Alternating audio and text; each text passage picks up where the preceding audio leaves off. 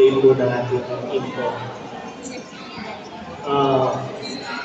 Ang sabi po ng Biblia sa 1 Corinthians 15:15, I would like to quote this.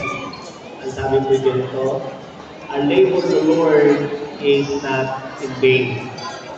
Ang magawa daw po natin sa Panginoon na hindi Balik na rin ba si Kuya? Hindi po sa haba ng panahon ang kahalagahan ng buhay. Siya po binigyan ng Diyos na magkaroon ng 100 taon. Bagamat ang ating Panginoon sa Kristo po ay namatay o binigay ang kanyang buhay at the age of 33 and a half years old.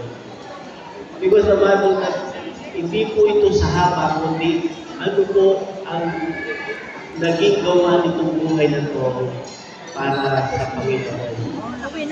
Lagi po pong kinukumpira ang buhay para isang pampaserong gift. Ang pampaserong gift po na ginawa ng may-ari ay lagi sa nag-aabang every night na pagbalik ng gift na siya po ay mayroong boundary.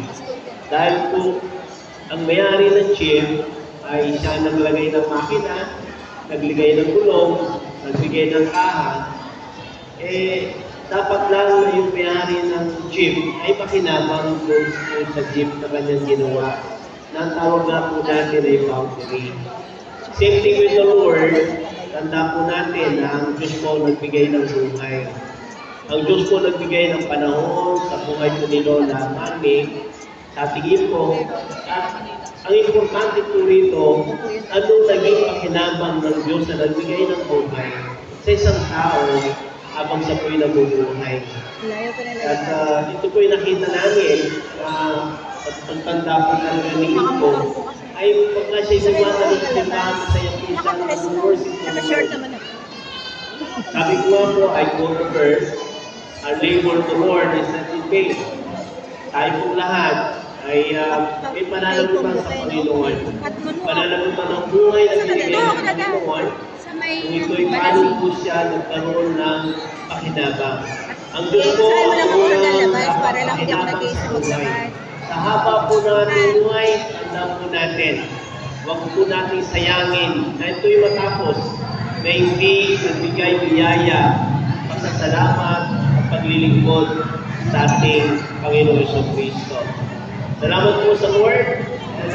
Hayaan niyo po na maituloy po sandali ang inyong pagkain at dahil gusto po manalangin tayo sabay-sabay sa oras na ito, sa buhay po ng ating info. Can I ask for everyone? Can I have the attention of everyone na tayo po yung magkaroon ng panalangin? Sabayan po ako sa isang panalangin na magpapasalamat tayo sa Lord. Sabay-sabay po tayo magpasalamat sa Panginoon sa panahon, sa taon na binigay ng Diyos sa ating info sa upcoming ito. Can I ask everyone? Kung hindi po kayo makatayo, ay hayaan niyo po kayo nakaupo. Pero nais ko po na lahat kayo po at pumikit sa madali. Bigyan po ng galang ang isang maikling panalangin ito na may pasasalamat sa Diyos na nagbigay ng buhay. Ito po ang aking panalangin. Ama naming Diyos na may likha ng langit at lupa, na ikaw ang siyang nagtalaga sa isang buhay. Bago nga po ginawa mo ang isang buhay, ay iyong pong inilikha ang lahat ng bagay. Sa una, 5 araw, nilikha mo lahat ng pangangailangan ng tao. At sa pang-anim na araw, nilikha mo ang tao. Dahil na lang ang iyong kasiyahan. Kaya, O Diyos, salamat po sa buhay na binigay mo sa aming himpo. Sa bawat panahon ng kanyang buhay, ikaw ang nagtalaga ng panahon. Ikaw ang nagtalaga ng kalakasan. Tinatanong nga po kanina ni Vice Mayor, ano sikreto ni Lola, kung bakit umabot siya ng 100 taon. Tunay po, Diyos, ikaw lang nakakalam ng haba ng bawat buhay. Ikaw ang dahilan kung bakit kami po'y nabubuhay pa ngayon. At kaya mo po na huwag po namin sayangin ang isang panahon ng bawat isang araw ng aming buhay na ito po'y magamit namin sa kapurihan na lamang na iyong dakilang pangalan. Salamat po sa buhay ni Iko na ginamit mo.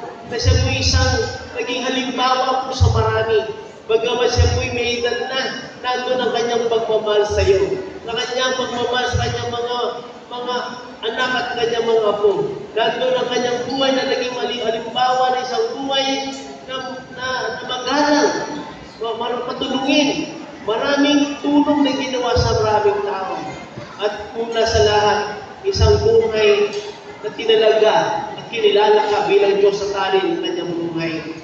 Pagno Diyos, salamat sa isang taon, sa isang anak sa taon po, sa buhay ni Iko, na tunay nga po na nakikita namin na ang iyong kamay ay nagbibiyaya ng isang mahabang buhay, sa isang buhay na kinigilala sa iyo, na Diyos at Hari ng kanyang buhay.